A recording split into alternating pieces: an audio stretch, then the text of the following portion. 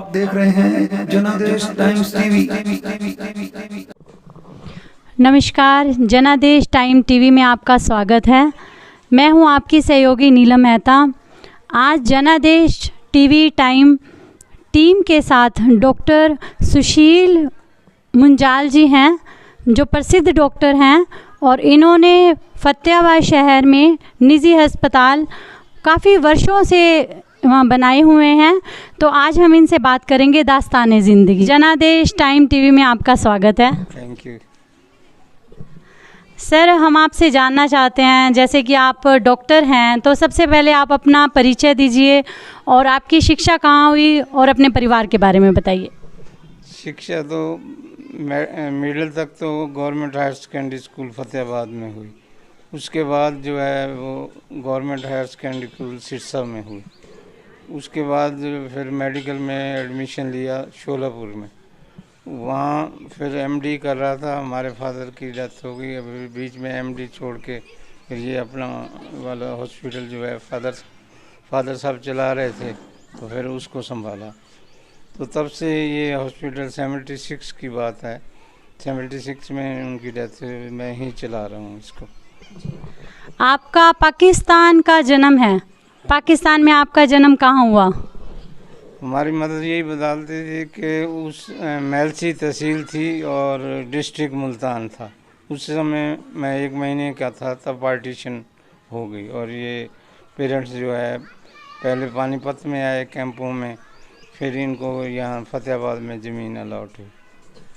तो पाकिस्तान में आपका परिवार का क्या व्यवसाय था? फादर साहब तो वहाँ भी ये डॉक्टर थे और बाकी हमारे दादाजी जो है कपड़े की दुकान करते थे और ज़मीनें थी, लैंड ये संभालते थे।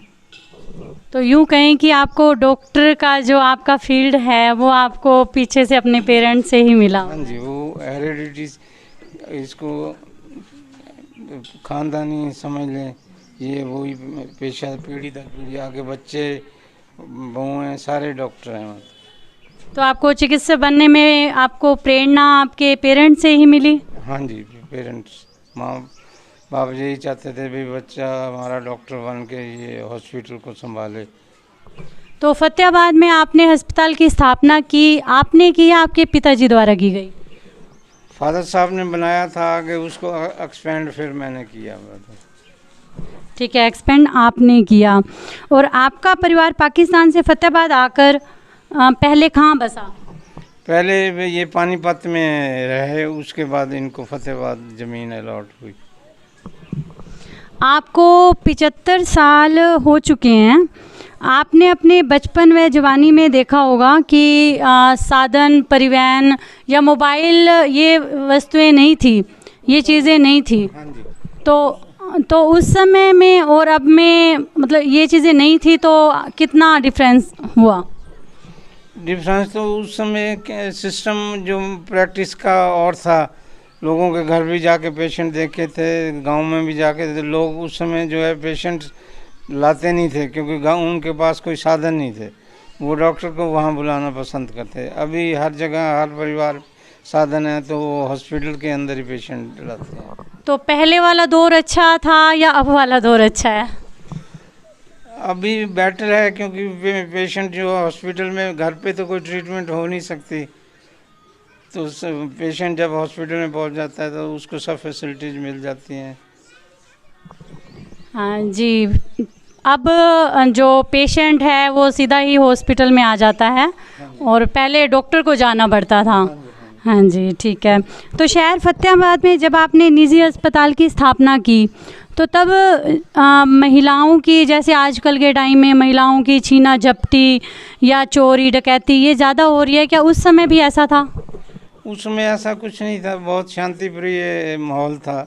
अब ज़्यादा हो रही है क्योंकि लोगों के पास बहुत धन सुविधाएं हो गई हैं, तो यूथ है जो है वो गलत रास्ते पे चल पड़ा है। पहले ऐसा नहीं था, कोई इस प्रकार का कोई भी माहौल नहीं था भाई, कोई चोरी डकैती या इस टाइप की घटनाएं बहुत कम होती थी। छीना झपटी जो आपने कहा औरतों के साथ। जी, मतलब अब के टाइम में ये घटनाएं ज़्यादा हैं। ठीक है। तो फतेहाबाद शहर के विकास आपने परत दर परत देखा है, तो आप इस विकास से कितने संतुष्ट हैं? काफ़ी विकास हुआ है। उस समय तो फतेहाबाद की आबादी जो है सिर्फ बीगड़ की आबादी ज़्यादा होती थी, और फतेहाबाद सिर्फ ये जो पुरानी तहसील है यही फतेहाबाद हुआ करता था, गुरुद्वारे से लेके आगे तक यही फतेहाबाद। ये जीटी रोड वगैरह ये बाद में डेवलप हुई, तो जो भी आबादी थी वो वहीं थी बस। जी, फतेहाबाद शहर शिक्षा के क्षेत्र में काफ़ी पिछड़ा हुआ है, तो आप इस बारे में क्या कहेंगे? ये आपकी बात ठीक है, क्योंकि उस समय बहुत कम पढ़ाई हुआ करती थी। उस समय जब मैं ये मेडिकल ग्रुप भी फतेहाबाद में नहीं होता, इसके लिए मुझे सरसा जाना पड़ा।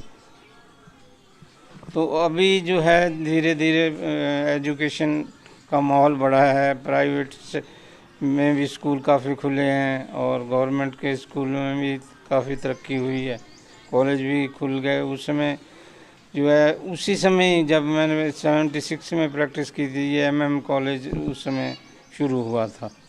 उससे पहले महिलाओं के लिए भी कोई कॉलेज नहीं था और जेंट्स के लिए भी कोई कॉलेज नहीं था, ये बाद में ही शुरू हुआ। उस समय एक बस ये गवर्नमेंट उस समय हाई स्कूल होता था, बाद में सीनियर सेकेंडरी हो गया। तो सर ये बताइए कि जैसे पहले वाले टाइम में टीवी, कारें और ये सब कुछ सभी ऐसी कोई भी व्यवस्था नहीं थी। उस समय रेडियो जो है उसमें स्टार्ट हुआ था, ये रेडियो का प्रचलन हो गया था ये। तो बाद में कुछ साल बाद 10 एक साल बाद में याद है टीवी वो शुरू हुआ था, वो एंटीना ऊपर काफ़ी हाइट पे लगाना पड़ता था। तो सर आप शहर फतेहाबाद का विकास आगे किस प्रकार से देखते हैं? मतलब जो लोगों की जो समस्याएं हैं वो किस प्रकार से हल होनी चाहिए? लोगों को पहले तो मेडिकल की समस्या है, वो अब धीरे धीरे काफ़ी स्पेशलिस्ट आ गए हैं, सुपर स्पेशलिटी हॉस्पिटल खुल रहे हैं। पहले तो मतलब यहाँ कोई फैसिलिटी नहीं हुआ करती थी। इवन लेडीज़ को कोई डिलीवरी के लिए मान लो किसी का सिजेरियन होता है तो उस समय हिसार रेफ़र करना पड़ता था चूड़ामणि हॉस्पिटल में। यहाँ फतेहाबाद में कोई सेंटर नहीं था, तो अभी बहुत से सेंटर खुल गए हैं और बहुत स्पेशलिस्ट डॉक्टर आ गए हैं, तो लोगों की हेल्थ के हिसाब से काफ़ी इम्प्रूवमेंट हो रही है। एजुकेशन की इम्प्रूवमेंट हो रही है और बिजनेस का भी यहाँ बड़ा है। पहले कोई बिजनेस नहीं हुआ करता था, ओनली एग्रीकल्चर बेस्ड ही दुकानें थी, आड़त की दुकानें और यही उनसे रिलेटेड। अभी हर प्रकार के यहाँ शोरूम खुल गए हैं और फैसिलिटीज़ तो बड़ी हैं। जी, ये आपने बिल्कुल सही बात कही कि फैसिलिटीज़ अब पहले हमें हिसार या दूर दराज जाना पड़ता था और अब हमें हमारे शहर में ही फैसिलिटीज़ मिल जाती हैं। तो सर जैसे कि आप डॉक्टर हैं और आपने अब कोरोना महामारी का दूसरा दौर हम देख चुके हैं और इससे लोग भयभीत भी बहुत हैं और अब तीसरा दौर आने जा रहा है, इस पर आप दर्शकों को क्या राय देना चाहेंगे? अभी आज भी एक अखबार में मैंने सुबह पढ़ा है कि यहाँ सारे देश में डेल्टा प्लस के 50 केस आए हैं, धीरे धीरे बढ़ रहे हैं। पर उसका कारण यही है जो सरकार ने अभी ये हमें लॉकडाउन के नियम में फैसिलिटी दी है, उसको अगर पालन नहीं करेंगे तो फिर वैसे हो सकता है, क्योंकि ये बहुत जल्दी स्प्रेड होता है ये डेल्टा प्लस जो वेरिएंट है। तो लोगों को ये 3-4 चीज़ों का तो ध्यान रखना पड़ेगा ना। एक तो मास्क ज़रूरी है, दूसरा ये है कि 2 गज की दूरी और भीड़ भाड़ वाले इलाकों में ना जाएं, तो इन चीज़ों का तो ध्यान रखना ही पड़ेगा ना। जी, सर ने बहुत अच्छा बताया कि जैसे कोरोना महामारी में मास्क लगा के रखें, अपनी दूरी बना कर रखें और हाँ, जो आने वाली जो तीसरी लहर है उनसे हमें अपना पूरा बचाव रखना पड़ेगा, तभी हम इस कोरोना महामारी से बच सकेंगे। तो सर आप डॉक्टर के नाते और भी कोई संदेश हमारे जनादेश टाइम टीवी के लिए? ये दर्शकों के लिए ये है कि वैक्सीनेशन ज़रूर करवाएं, इसके भयभीत ना हो। जो साइड इफ़ेक्ट्स जो बिल्कुल नहीं हैं, लाखों में कोई एक आधा केस हो जाए, बाकी कोई साइड इफ़ेक्ट्स नहीं है। ये प्रोटेक्शन का सबसे बड़ा साधन है वैक्सीनेशन। ये हर व्यक्ति को करवाना चाहिए। सर, ये जो अफवाहें जो चल रही हैं वैक्सीन को, जिनको देख के सुन के लोगों को का मन नहीं करता कि कहीं इनके कोई साइड इफ़ेक्ट हो, तो ऐसी अफवाहों से आप हमारे दर्शकों को आप बताएं कि वैक्सीन ज़रूर लगवाएं। वैक्सीन ज़रूर लगवाएं, कोई साइड इफ़ेक्ट नहीं है, मिनिमल साइड इफ़ेक्ट्स। ये हल्का फुल्का बुखार है, बॉडी एक्स हैं और कोई इचिंग वगैरह हो सकती है, लोकल एरिया पे जहाँ इंजेक्शन लगाए, और कोई साइड इफ़ेक्ट नहीं है। जो लोग इस वैक्सीनेशन के ख़िलाफ़ हैं या इस ड्राइव को फेल करना चाहते हैं वही अफवाहें उड़ाते हैं, बाकी मेडिकली कोई इसके साइड इफ़ेक्ट नहीं है। हाँ जी, इस जनादेश टाइम टीवी के माध्यम से डॉक्टर साहब का ये संदेश है कि वैक्सीन ज़रूर लगवाएं, ताकि जो आने वाली जो तीसरी लहर है कोरोना महामारी की, उससे सभी बच सकें। तो सर, जनादेश टाइम टीवी में आपने अपना कीमती समय दिया, जिसके लिए तहे दिल से जनादेश टाइम टीवी टीम आपका तहे दिल से धन्यवाद करती है। जी, धन्यवाद।